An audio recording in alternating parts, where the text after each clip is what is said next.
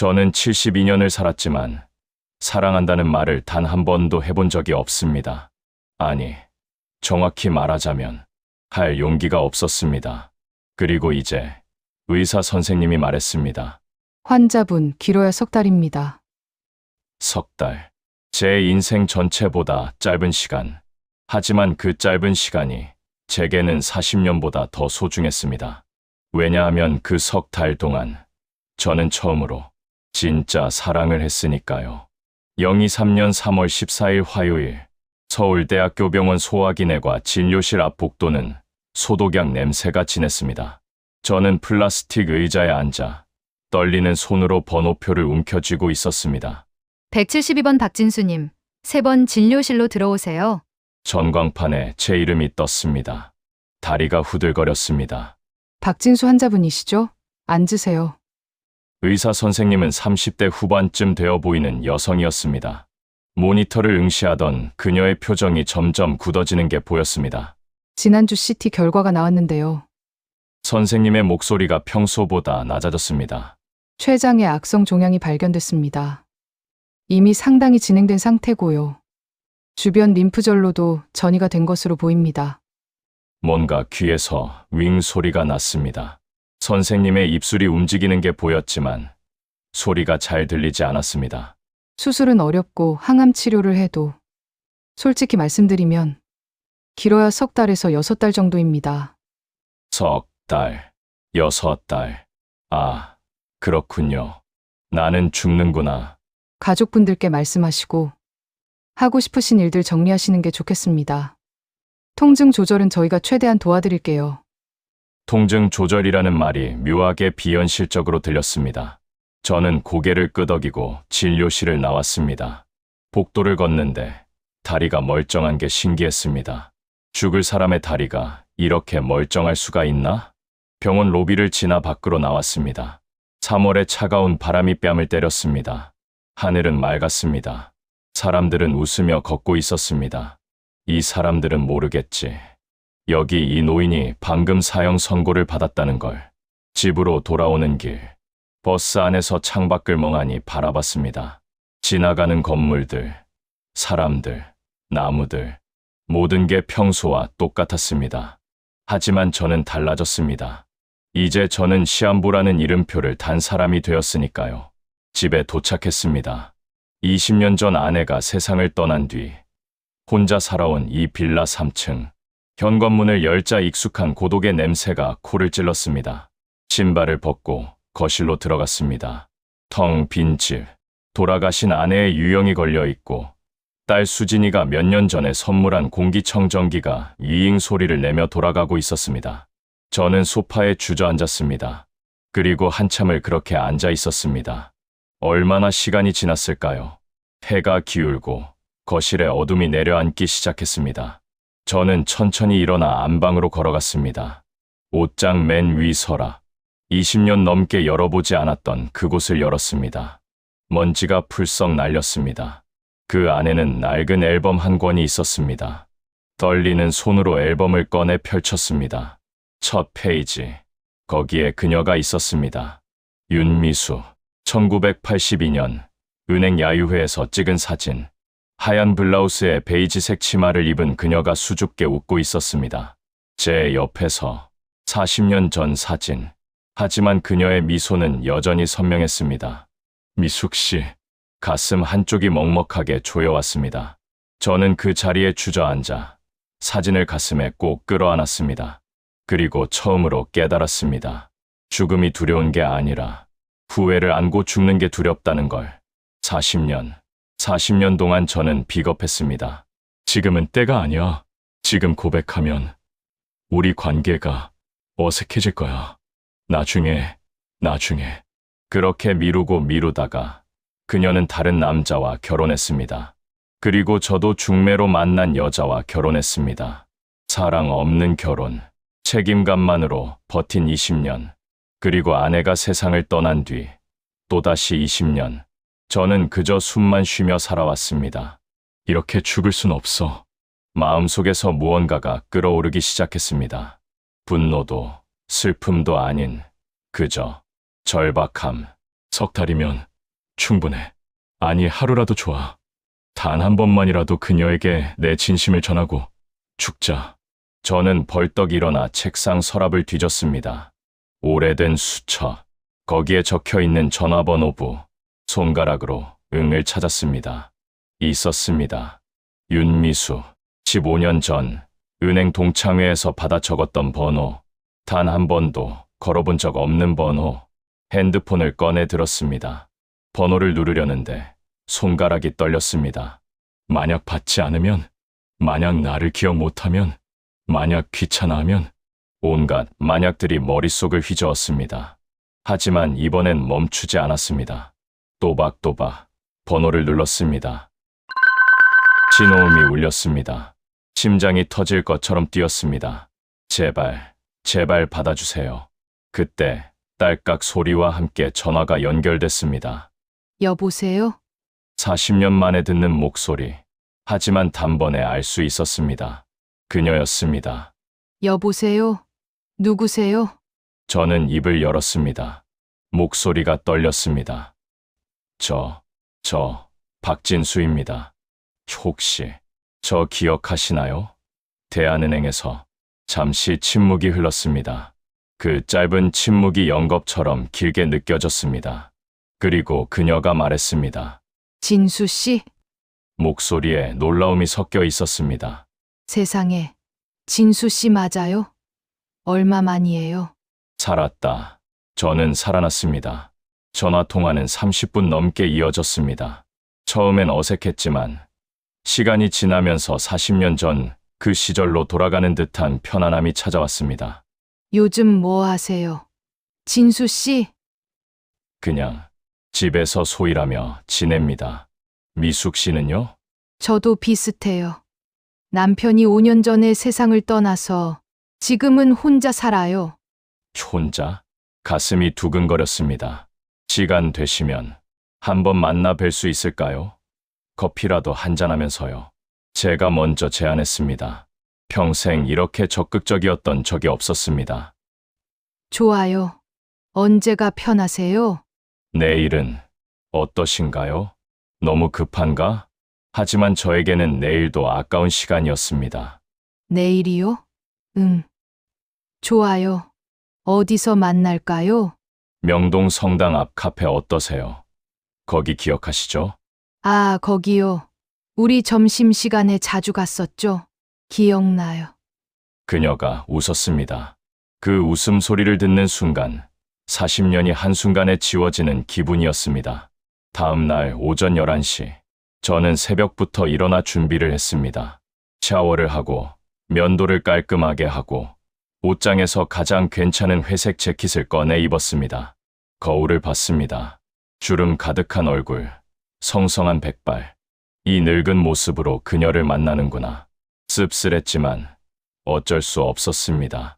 명동역에 내려 성당 쪽으로 걸어갔습니다. 3월의 햇살이 따사로웠습니다. 성당 앞 카페. 40년 전 우리가 점심시간마다 커피를 마시던 그곳. 건물은 새로 지어졌지만 자리는 그대로였습니다. 저는 카페 앞에 서서 시계를 봤습니다. 11시 47분. 약속 시간까지 13분. 일찍 왔습니다. 너무 조급했나 봅니다. 저는 카페 앞 벤치에 앉아 기다렸습니다. 지나가는 사람들을 멍하니 바라봤습니다. 젊은 연인들, 유모차를 끄는 부부들, 친구들과 웃으며 걷는 사람들. 나도 저렇게 웃을 수 있을까? 그때였습니다. 진수 씨? 뒤에서 목소리가 들렸습니다. 저는 화들짝 놀라 뒤를 돌아봤습니다. 거기 그녀가 서 있었습니다. 윤미수, 연보라색 가디건에 베이지색 바지를 입고 작은 핸드백을 든 모습, 짧게 자른 하얀 머리, 옅은 화장. 40년의 세월이 그녀를 변화시켰지만 그 눈빛만큼은 여전했습니다. 미숙 씨, 저는 벌떡 일어났습니다. 어머, 제가 일찍 왔나 봐요. 진수 씨가 기다리고 계셨네요. 아니에요. 저도 방금 왔습니다. 거짓말이었습니다. 저는 30분 전부터 기다리고 있었습니다. 들어가실까요? 카페 안으로 들어갔습니다. 창가 자리에 앉았습니다. 주문을 하고 어색한 침묵이 흘렀습니다. 40년 만의 재회. 무슨 말부터 해야 할까요? 진수 씨, 하나도 안 변하셨네요. 그녀가 먼저 말을 걸었습니다. 거짓말 마세요. 저 이렇게 늙었는데요. 아니에요. 눈빛은 그대로예요. 예전 그 차분한 눈빛. 가슴이 따뜻해졌습니다. 커피가 나왔습니다. 우리는 이런저런 이야기를 나눴습니다. 자식들 이야기, 건강 이야기, 요즘 세상 돌아가는 이야기. 하지만 진짜 하고 싶은 말은 하지 못했습니다. 사실 저는 당신을 40년 동안 사랑했습니다. 그 말이 목구멍까지 차올랐지만 삼켜야 했습니다. 시간이 흘렀습니다. 그녀가 커피잔을 들어 마시려는 순간이었습니다. 갑자기 기침을 했습니다. 괜찮으세요? 네, 괜찮아요. 요즘 환절기라 감기 기운이 좀 있나 봐요. 하지만 뭔가 이상했습니다. 그녀의 얼굴이 너무 수척했습니다. 옷 속으로 보이는 쇄골이 너무 도드라져 보였습니다. 그리고 그녀가 가방을 열어 손수건을 꺼내는 순간 저는 봤습니다. 가방 안에 들어있는 약봉지, 하얀 봉지에 빨간 글씨, 항암제.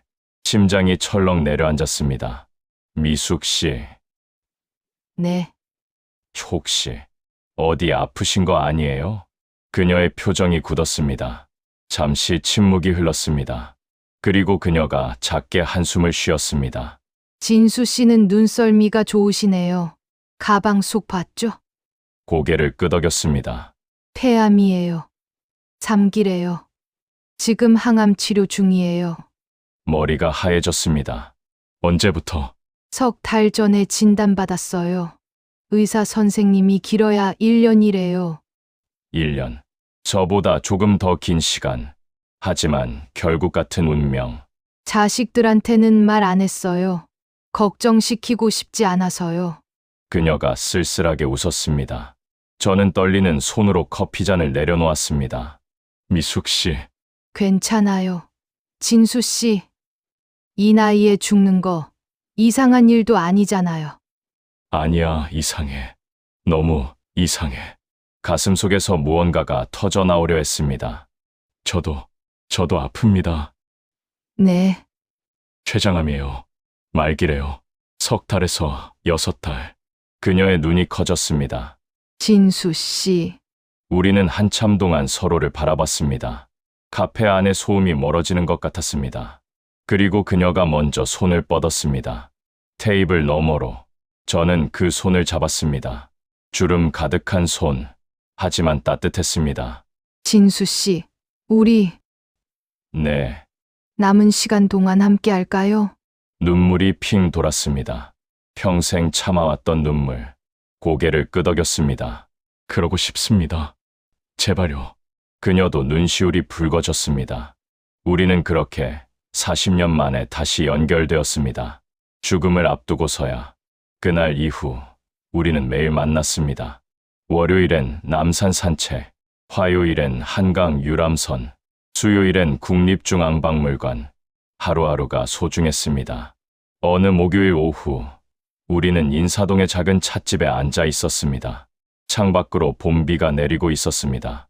진수 씨, 버킷리스트 같은 거 있어요? 그녀가 물었습니다. 버킷리스트요? 네. 죽기 전에 꼭 하고 싶은 것들이요. 저는 잠시 생각했습니다. 하고 싶은 것들. 사실 평생 하고 싶은 게 하나도 없었습니다. 아니, 하나 있었습니다. 당신과 함께 있는 것. 그녀가 멈췄습니다. 찻잔을 들던 손이 공중에서 멈췄습니다. 진수 씨, 미안합니다. 너무 오래 참았더니 이렇게 됐네요. 무슨 말이에요? 저는 40년 전부터 당신을 좋아했습니다. 사랑했습니다.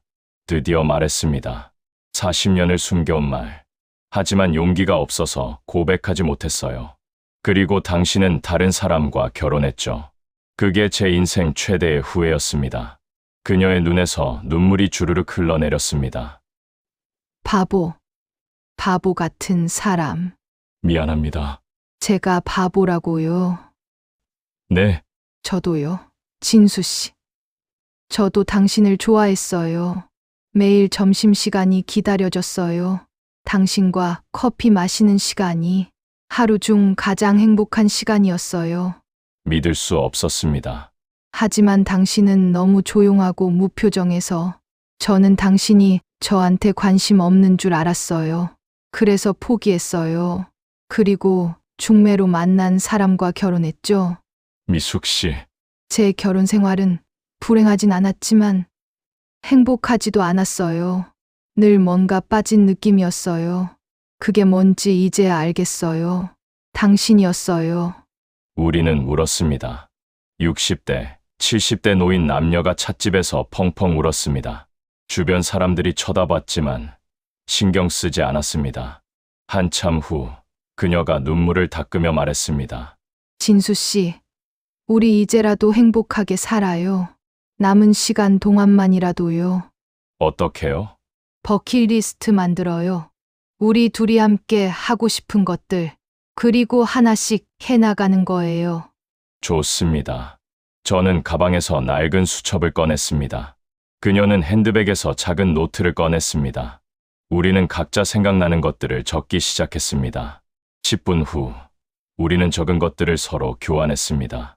제 리스트, 미숙 씨와 손잡고 바다 보기, 미숙 씨에게 편지 쓰기, 미숙 씨와 춤추기, 미숙 씨에게 꽃 선물하기, 미숙 씨 앞에서 노래 부르기, 그녀의 리스트, 진수 씨와 영화 보기, 진수 씨와 놀이공원 가기, 진수 씨와 사진 찍기, 진수 씨 손 꼭 잡아보기, 진수 씨에게 고백받기.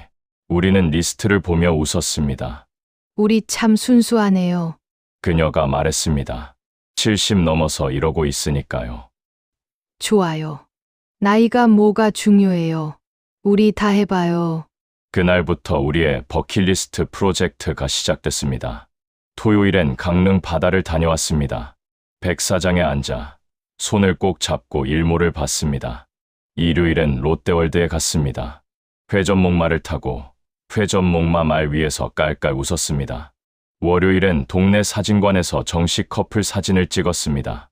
화요일엔 한강공원 벤치에서 제가 그녀에게 오래된 러브레터를 낭독했습니다. 그 편지는 40년 전에 쓰고 한 번도 보내지 못한 편지였습니다. 매일매일이 기적 같았습니다. 죽음을 앞두고 있다는 사실이 믿기지 않을 만큼 행복했습니다. 하지만 우리는 알고 있었습니다. 이 시간이 영원하지 않다는 것을.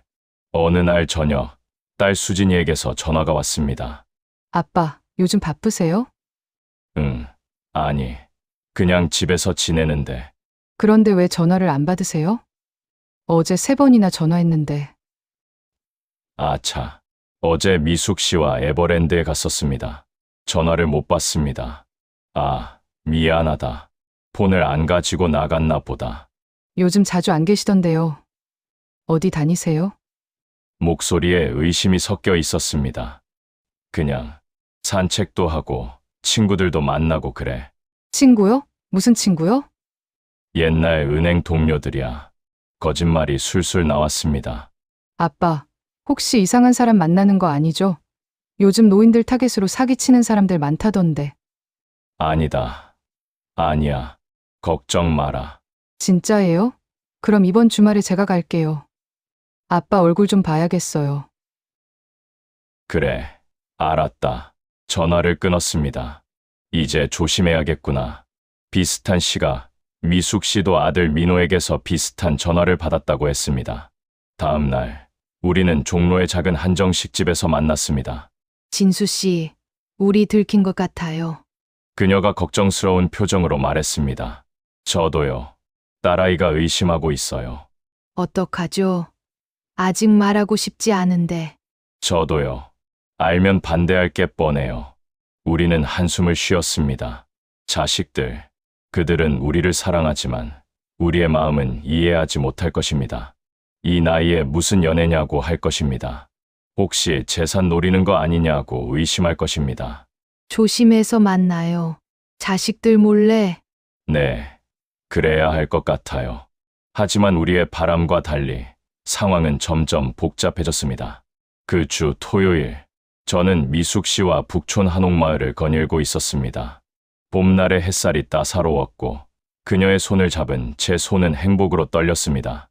진수 씨, 저기 전통차 카페 들어가요. 좋아요. 우리는 한옥을 개조한 찻집으로 들어갔습니다. 마루에 앉아 쌍화차를 주문했습니다. 그때였습니다. 어머니, 뒤에서 날카로운 목소리가 들렸습니다. 우리는 동시에 고개를 돌렸습니다. 거기에 미숙 씨의 아들 민호가 서 있었습니다. 그리고 그 옆에는 제 딸 수진이가 있었습니다. 어떻게? 아빠, 여기서 뭐 하세요? 수진이가 놀란 표정으로 물었습니다. 그리고 이분은 누구세요? 민호가 저를 노려보며 물었습니다. 우리는 할 말을 잃었습니다. 어머니, 설명 좀 해주세요. 이 할아버지는 누구세요? 아빠, 대체 무슨 일이에요? 찻집 안에 다른 손님들이 우리를 쳐다보기 시작했습니다. 밖에서 얘기합시다. 제가 일어서며 말했습니다. 우리 4명은 찻집을 나와 근처 공원으로 향했습니다. 무거운 침묵이 흘렀습니다. 벤치에 앉았습니다. 저와 미숙 씨가 나란히, 그리고 우리 앞에 수진이와 민호가 서 있었습니다. 마치 신문을 받는 기분이었습니다. 아빠, 이분이 누구냐고요? 수진이가 다그쳤습니다. 은행 동료였던 분이다. 윤미숙 씨라고. 은행 동료요? 그냥 동료가 이렇게 자주 만나요? 손까지 잡고 다니면서요? 그게 어머니, 혹시 이 할아버지가 어머니 재산 노리는 거 아니에요? 민호가 저를 의심의 눈초리로 바라봤습니다. 모욕감이 밀려왔습니다. 치를 내지만 저는 그런 사람이 아닙니다. 그럼 뭔데요? 왜 우리 어머니랑 매일 만나시는 거예요? 그건 아빠도요. 요즘 건강도 안 좋으신 것 같은데 매일 밖에 나가서 무리하시면 어떡해요? 건강이 안 좋다는 걸 어떻게 알지? 수진아, 내가 어디 아프다고 그래? 지난주에 병원 진료 기록 확인했어요. 췌장암이라고 나와 있던데요. 왜 말 안 하셨어요? 머리가 멍해졌습니다. 내 병원 기록을 아버지 상태가 걱정돼서 보호자로서 확인한 거예요. 그런데 말기라잖아요. 왜 그런 중요한 걸 숨기세요? 수진이가 울먹였습니다. 그리고 이런 상황에 무슨 연애를 해요? 치료나 받으셔야죠. 옆에서 민호도 끼어들었습니다. 잠깐만요. 췌장암 말기요? 그럼 이 할아버지, 민호가 미숙 씨를 돌아봤습니다. 어머니, 설마 이분 돈 때문에 만나시는 거예요? 무슨 소리야. 미숙 씨가 벌떡 일어서며 소리쳤습니다. 민호야, 엄마가 그런 사람으로 보이니? 진수 씨는 내 친구야. 오래된 친구. 친구가 손을 잡고 다녀요? 어머니 나이가 몇인데? 나이가 많으면 사람을 좋아하면 안 돼. 미숙 씨의 목소리가 떨렸습니다. 난 평생 내가 하고 싶은 거 하나도 못하고 살았어. 니네 아빠 뒷바라지하고 너 키우고 시집살이하고 이제 나도 좀 내 인생 살면 안 돼. 어머니, 그게 아니라 그게 아니긴 뭐가 아니야. 너희들은 엄마가 그냥 집에 가만히 앉아서 늙어 죽기만 기다리길 바라는 거지? 어머니! 긴장이 최고조에 달했습니다. 저는 더 이상 참을 수 없었습니다. 그만하십시오, 모두! 제가 일어서며 소리쳤습니다. 세 사람 모두 저를 돌아봤습니다. 수진아, 민호 씨, 심호흡을 하고 말을 이었습니다. 미숙 씨와 나는 사랑하는 사이입니다. 뭐라고요? 40년 전부터 서로 좋아했지만 용기가 없어서 고백하지 못했습니다. 각자 다른 사람과 결혼했고 평생 후회하며 살았습니다. 아빠!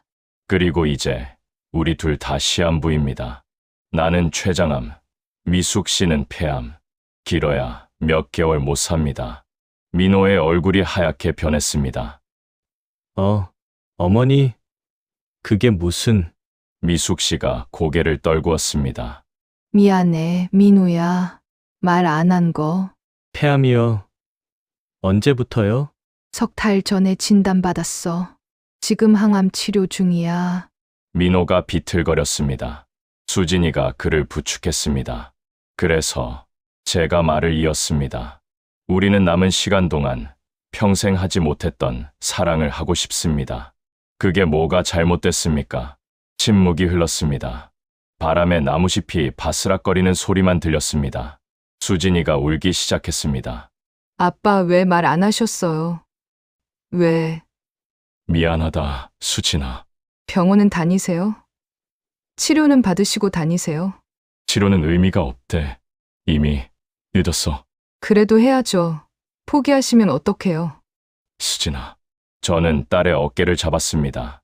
아빠는 치료보다 행복하게 남은 시간을 보내고 싶구나. 미숙 씨와 함께 수진이가 제 품에 안겨 울었습니다.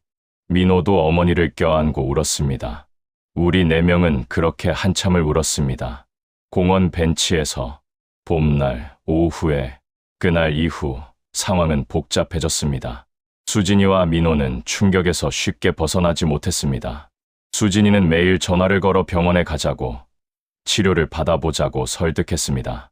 민호는 어머니를 설득해 집에만 계시라고, 무리하지 말라고 했습니다. 하지만 우리는 멈추지 않았습니다.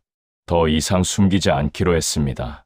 어느 일요일 오후, 저희는 수진이와 민호를 식당으로 불렀습니다. 종로의 한 조용한 한정식집. 네 명이 마주 앉았습니다. 불러서 뭐 하시려고요? 민호가 경계하는 표정으로 물었습니다. 이야기하려고. 미숙 씨가 차분하게 말했습니다. 우리 인생에 대해서. 음식이 나왔습니다. 하지만 아무도 젓가락을 들지 않았습니다. 수진아, 민호 씨, 제가 입을 열었습니다.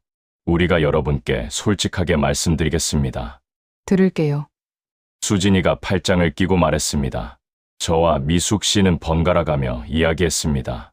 40년 전 은행 동료로 만난 이야기, 매일 커피를 마시며 서로를 좋아하게 된 이야기, 하지만 고백하지 못하고 각자 다른 사람과 결혼한 이야기, 행복하지 않았던 결혼 생활, 평생 가슴속에 품고 살았던 첫사랑, 그리고 40년 만에 재회, 둘 다 시한부라는 진단, 남은 시간을 함께 보내기로 한 결심. 이 이야기를 듣는 동안 수진이의 표정이 점점 변했습니다. 분노에서 당혹감으로, 그리고 슬픔으로. 그럼 아빠는 엄마를 사랑하지 않았던 거예요? 수진이가 떨리는 목소리로 물었습니다. 가장 두려웠던 질문. 미안하다, 수진아. 대답해 주세요. 우리 엄마를 사랑했어요. 안 했어요? 사랑하려고 노력했다. 정말로 내 엄마는 좋은 사람이었어. 그건 대답이 아니에요. 수진이가 목소리를 높였습니다. 사랑했냐고요. 아니다. 침묵. 무거운 침묵. 20년을 함께 살았는데 사랑하지 않았다고요? 미안하다. 정말 미안하다. 그럼 엄마는요? 엄마도 알았어요? 아빠가 자기를 사랑하지 않는다는 거? 아마도 아마도요. 확실하지도 않아요? 우리는 서로에 대해 이야기하지 않았어. 그냥 책임감으로 살았지. 수진이가 눈물을 흘렸습니다. 그게 가족이에요? 사랑 없이 책임감만으로 20년을 산 게 가족이라고요? 수진아. 전 그게 사랑인 줄 알았어요. 아빠가 엄마한테 다정하지 않아도 괜찮다고 생각했어요. 원래 남자들은 다 그런 거라고. 근데 아빠는 아예 사랑하지 않았던 거잖아요. 미안하다. 그 말밖에 할 수 없었습니다. 옆에서 민호가 어머니를 바라봤습니다. 어머니는요? 아버지를 사랑했어요? 미숙 씨가 고개를 저었습니다. 아니. 미안해, 민우야. 너희 아버지는 좋은 사람이었어. 나한테 잘해줬어. 근데 가슴이 뛰지 않았어. 엄마! 민호가 머리를 감쌌습니다. 그럼 저희는 뭐예요? 사랑 없는 결혼에서 태어난 자식들이에요. 그렇다고 너희를 사랑하지 않은 건 아니야. 미숙 씨가 급하게 말했습니다. 엄마는 너를 정말 사랑했어. 지금도 사랑해. 그건 진짜야.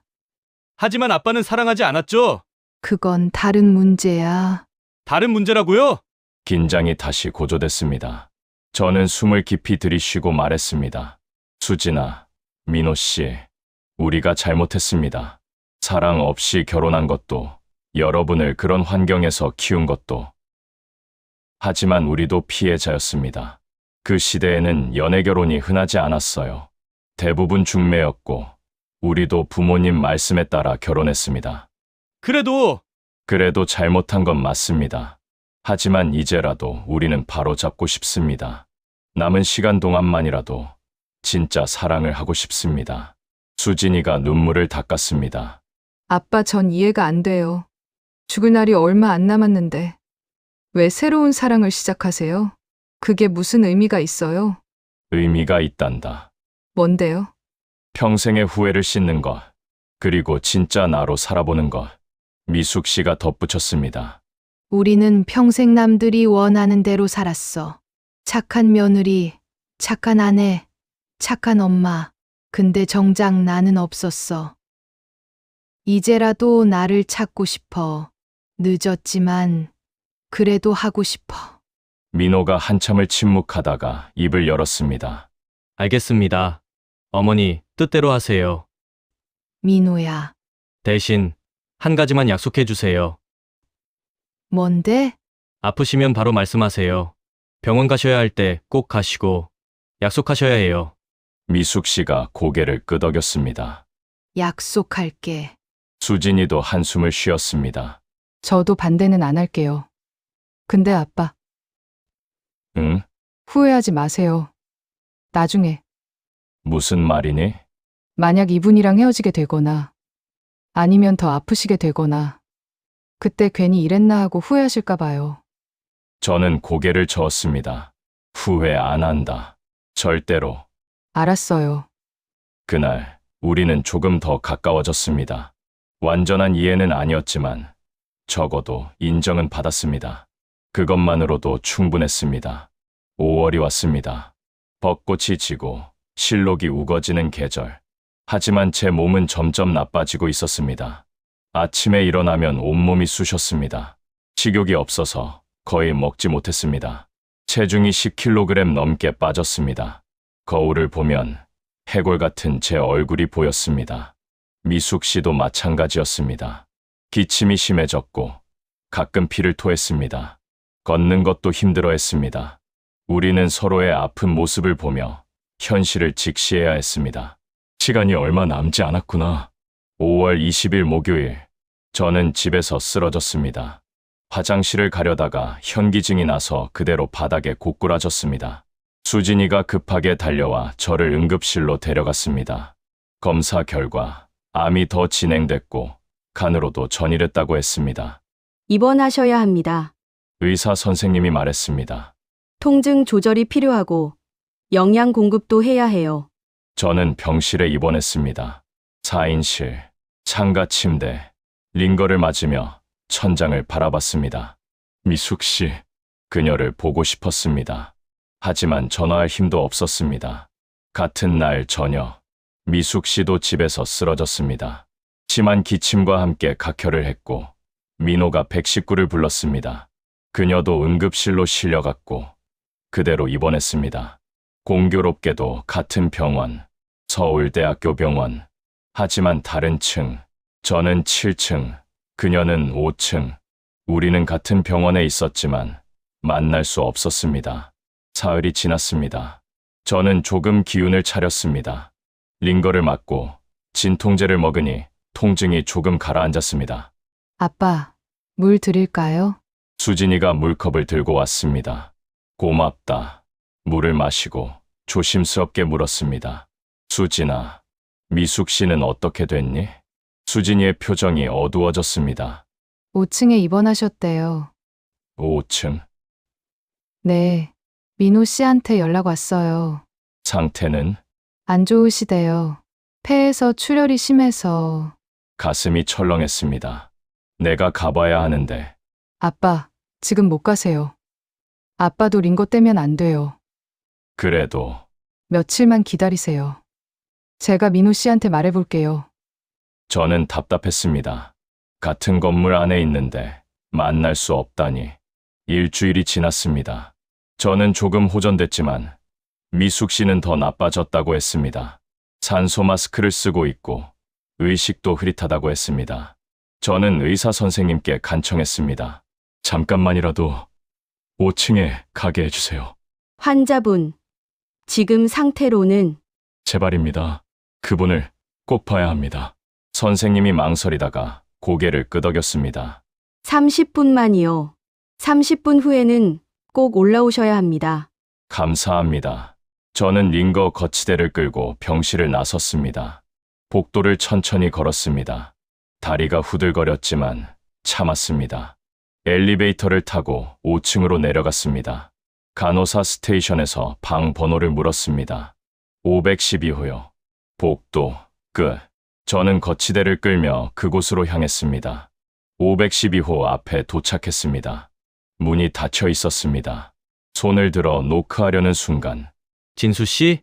뒤에서 목소리가 들렸습니다. 돌아보니 민호였습니다. 민호 씨, 어떻게 여기까지 오셨어요? 미숙 씨를 봐야 해서요. 민호의 표정이 복잡했습니다. 들어가세요. 근데 어머니 상태가 많이 안 좋으세요. 놀라지 마세요. 가슴이 쿵 내려앉았습니다. 저는 고개를 끄덕이고 문을 열었습니다. 병실 안은 조용했습니다.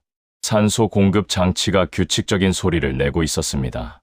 침대에 그녀가 누워 있었습니다. 산소 마스크를 쓴 채 눈을 감고 저는 침대 옆으로 다가갔습니다.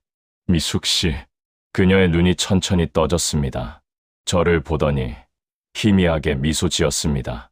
진수 씨, 마스크 너머로 들리는 목소리, 너무 약했습니다. 저는 그녀의 손을 잡았습니다.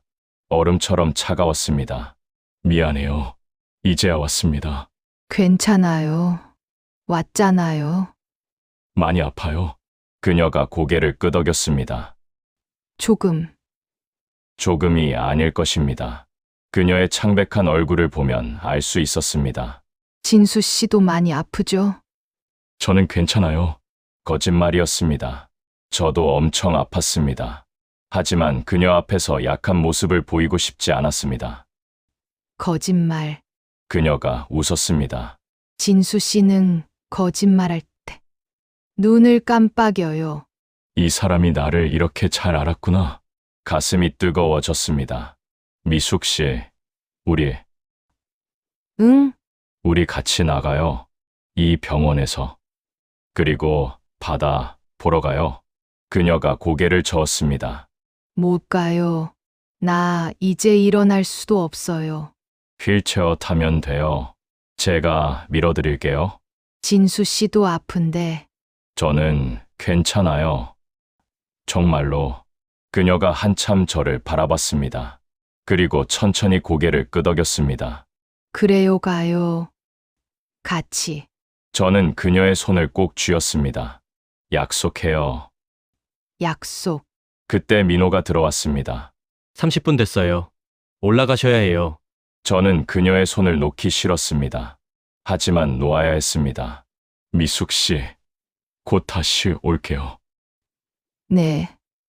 기다릴게요. 저는 병실을 나왔습니다. 복도를 걸으며 뒤돌아봤습니다. 512호. 그 문 뒤에 제 사랑이 있었습니다. 죽어가는 제 사랑이 7층으로 돌아왔습니다. 병실에 누워 천장을 바라봤습니다. 눈물이 흘러내렸습니다. 시간이 없다. 정말 시간이 없어. 그날 밤, 저는 결심했습니다. 퇴원하자. 그리고 그녀와 마지막 시간을 보내자. 병원에서 죽고 싶지 않았습니다. 링거에 묶여 기계음 속에서 죽고 싶지 않았습니다.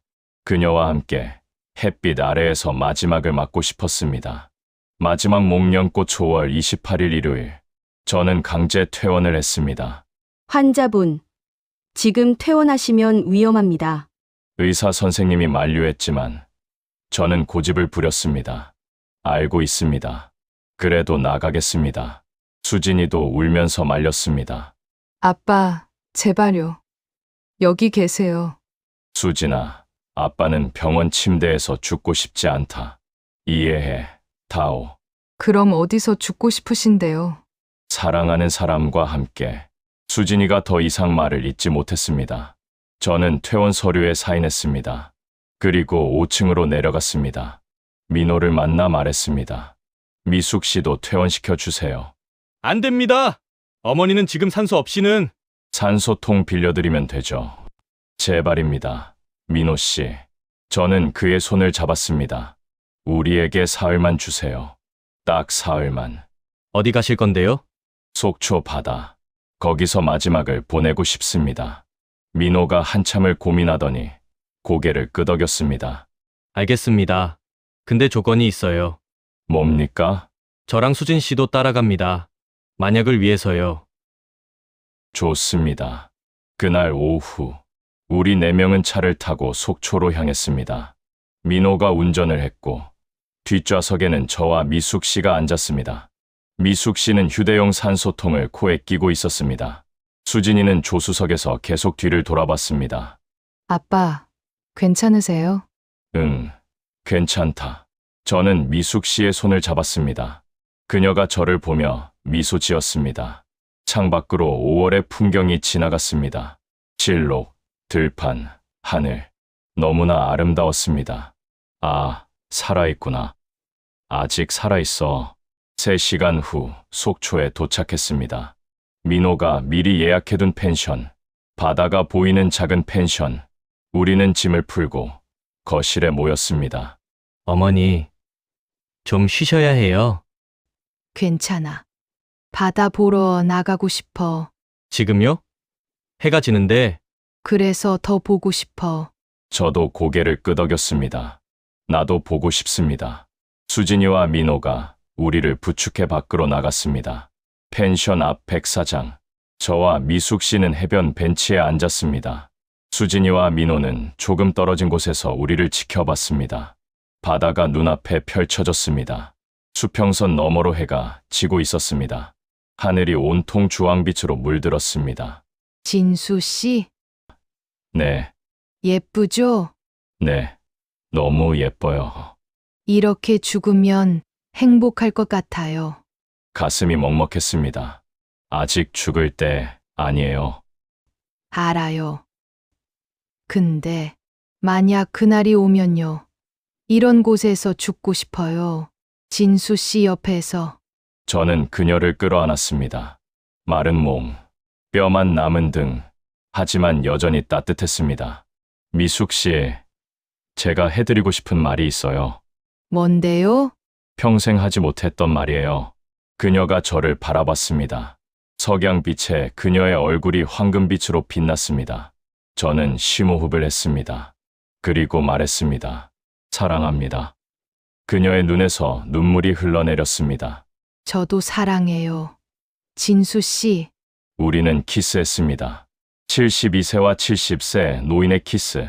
하지만 그 어떤 키스보다 뜨거웠습니다. 파도 소리가 들렸습니다. 갈매기 울음소리가 들렸습니다. 그리고 멀리서 수진이와 민호가 우는 소리도 들렸습니다. 그날 밤, 저희는 펜션 거실에서 함께 시간을 보냈습니다. 민호가 삼겹살을 구웠습니다. 저와 미숙 씨는 거의 먹지 못했지만 분위기는 따뜻했습니다. 수진이가 물었습니다. 아빠, 후회 없으세요? 응? 이렇게 사시는 거 후회 없으세요? 저는 미숙 씨를 바라봤습니다. 없다. 이게 내 인생에서 가장 행복한 시간이야. 미숙 씨도 고개를 끄덕였습니다. 나도. 민호가 소주잔을 들었습니다. 그럼 건배할까요? 두 분의 사랑을 위해. 우리 4명은 잔을 부딪혔습니다. 맑은 소리가 울렸습니다. 다음 날 아침, 저는 일찍 일어나 밖으로 나갔습니다. 마을을 돌아다니다가 작은 꽃집을 발견했습니다. 들어가서 물었습니다. 목련꽃 있나요? 목련이요? 지금 시기가 아닌데. 잠깐만요. 주인 아주머니가 안쪽을 뒤지더니 조그만 목련 가지 한 송이를 가져왔습니다. 이게 마지막이에요. 시들기 전에 빨리 가져가세요. 감사합니다. 목련꽃. 40년 전 제가 그녀에게 선물하고 싶었던 꽃. 하지만 용기가 없어서 사지 못했던 꽃. 이제야 살 수 있었습니다. 펜션으로 돌아왔습니다. 미숙 씨는 테라스에서 바다를 바라보고 있었습니다. 미숙 씨, 그녀가 돌아봤습니다. 저는 등 뒤에 숨긴 목련꽃을 꺼내 보였습니다. 이게 그녀의 눈이 커졌습니다. 목련이잖아요. 40년 전에 드리고 싶었던 꽃이에요. 늦었지만 받아주시겠어요? 그녀가 꽃을 받아들었습니다. 그리고 얼굴을 묻고 향을 맡았습니다. 고마워요, 진수 씨. 정말, 정말 고마워요. 우리는 펜션 앞마당으로 나갔습니다. 수진이와 민호가 우리를 따라왔습니다. 마당 한쪽에 작은 목련나무가 있었습니다. 꽃은 다 지고 잎만 무성했지만 그 아래가 좋았습니다. 여기서 사진 찍을까요? 수진이가 말했습니다. 사진. 네, 두 분 사진. 기념으로요. 민호가 핸드폰을 꺼냈습니다. 저와 미숙 씨는 목련나무 아래에 섰습니다. 손을 꼭 잡았습니다. 하나, 둘, 셋. 사진이 찍혔습니다. 그 사진 속에서 우리는 웃고 있었습니다. 병들고 마른 몸이었지만 얼굴만큼은 환했습니다. 진짜 행복한 얼굴. 그날 오후 미숙 씨의 상태가 급격히 나빠졌습니다. 갑자기 호흡이 가빠지고 산소 농도가 떨어졌습니다. 어머니, 민호가 다급하게 소리쳤습니다. 119 불러야 해요. 잠깐. 미숙 씨가 힘겹게 손을 들었습니다. 부르지 마, 괜찮아. 어머니, 안 괜찮아요. 민호야, 엄마 말 들어. 이제 때가 된 것 같아. 무슨 소리예요? 민호가 울먹였습니다. 미숙 씨가 저를 바라봤습니다. 진수 씨 옆에 와줘요. 저는 비틀거리며 그녀 옆으로 갔습니다. 침대에 앉아 그녀의 손을 잡았습니다. 미숙 씨, 후회 없어요. 정말로. 나도요. 고마워요. 내 인생에 와줘서. 제가 더 고맙습니다. 그녀의 손에 힘이 빠지기 시작했습니다. 진수 씨, 저 먼저 갈게요. 미안해요. 미안해하지 마세요. 곧 따라갈게요. 저 기다릴게요. 저쪽에서. 그녀가 미소 지었습니다. 그리고 천천히 눈을 감았습니다. 어머니, 민호가 울부짖었습니다. 수진이도 울었습니다. 저는 그저 그녀의 손을 잡고 있었습니다. 식어가는 손을. 눈물은 나지 않았습니다. 슬프지 않았습니다. 이상하게도 평온했습니다. 그녀는 행복했을 거야. 마지막이 행복했으니까. 저는 그녀의 이마에 키스했습니다. 안녕. 미숙 씨 사랑했어요. 미숙 씨의 장례식은 서울의 한 장례식장에서 치러졌습니다. 조문객들이 찾아왔습니다. 은행 동료들, 친척들, 동네 사람들. 저는 휠체어에 앉아 그녀의 영정 앞에 있었습니다. 극백 사진 속 그녀는 환하게 웃고 있었습니다. 속초에서 찍은 그 사진. 아빠 괜찮으세요? 수진이가 물었습니다. 응, 괜찮아. 거짓말. 얼굴이 창백하세요. 그래도 괜찮아. 꼭 지켜봐야 해. 그녀의 마지막을. 3일장이 끝났습니다.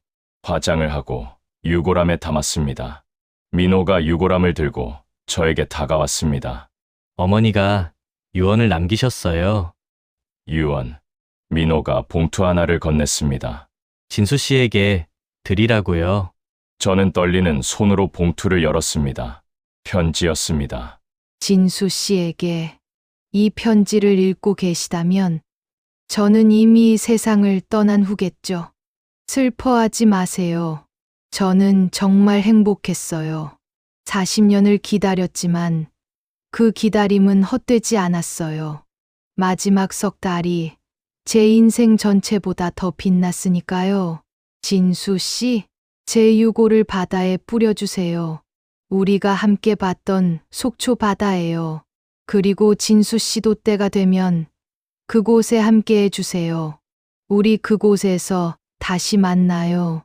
손 꼭 잡고 파도 소리 들으며 영원히 함께해요. 사랑해요. 진수 씨, 평생, 그리고 영원히 당신을 사랑한 윤미숙. 편지를 다 읽고 저는 한참을 울었습니다. 이제야 눈물이 났습니다. 펑펑 울었습니다. 수진이가 제 등을 토닥였습니다. 아빠, 수진아, 나도 이제 곧 갈 것 같구나. 알아요. 미안하다. 좀 더 오래 살고 싶었는데 괜찮아요, 아빠. 고맙다. 딸. 2주 후, 저는 집에서 조용히 눈을 감았습니다. 아침에 일어나지 않는 저를 발견한 수진이가 제 얼굴은 평온했다고 합니다. 마치 좋은 꿈을 꾸는 것처럼 49제가 끝나고 수진이와 민호는 2개의 유골함을 들고 속초로 향했습니다. 그 바다, 우리가 사랑을 확인했던 그 바다. 여기서 뿌릴까요? 민호가 물었습니다. 네, 여기요.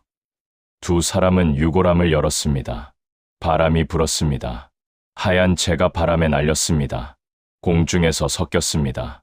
그리고 바다로 떨어졌습니다. 파도가 그것을 받아 안았습니다. 잘 가세요, 아빠.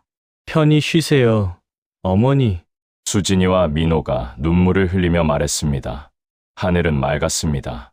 갈매기들이 날았습니다. 그리고 어디선가 목련꽃 향기가 났습니다. 비록 목련 피는 계절이 아니었지만 석 달 후 수진이는 아버지의 방을 정리하고 있었습니다. 서랍 속에서 낡은 앨범을 발견했습니다. 펼쳐보니 40년 전 사진들이 있었습니다. 그리고 마지막 페이지, 속초에서 찍은 사진, 목련나무 아래 손을 잡고 웃고 있는 두 사람. 사진 아래 아버지의 글씨로 적혀 있었습니다. 2024년 5월 29일, 내 인생에서 가장 행복했던 날. 윤미수, 그리고 박진수. 수진이가 사진을 가슴에 안았습니다. 그리고 웃었습니다. 눈물을 흘리면서. 잘하셨어요, 아빠. 정말 잘하셨어요. 청취자 메시지 여러분. 이 이야기를 들으시면서 무슨 생각을 하셨나요? 나도 저렇게 용기 낼 수 있을까? 나도 저런 사랑을 할 수 있을까? 박진수 씨와 윤미숙 씨는 72년, 70년을 살았습니다. 하지만 진짜로 산 건 마지막 석 달이었습니다. 나머지 시간은 그저 숨만 쉬며 살았습니다. 여러분은 어떻습니까? 지금 살고 계신가요? 아니면 그저 숨만 쉬고 계신가요? 하고 싶은 말이 있다면 오늘 하세요. 만나고 싶은 사람이 있다면 오늘 만나세요. 사랑한다고 말하고 싶다면 오늘 말하세요. 내일은 없을지도 모릅니다. 아니, 내일이 있더라도 오늘의 용기는 내일로 미룰 수 없습니다. 이 이야기가 여러분께 작은 용기가 되었기를 바랍니다. 그리고 여러분도 후회 없는 삶을 사시길 바랍니다. 이 이야기가 마음에 와닿으셨다면 좋아요와 구독 부탁드립니다. 여러분의 소중한 사연도 기다리겠습니다. 감사합니다.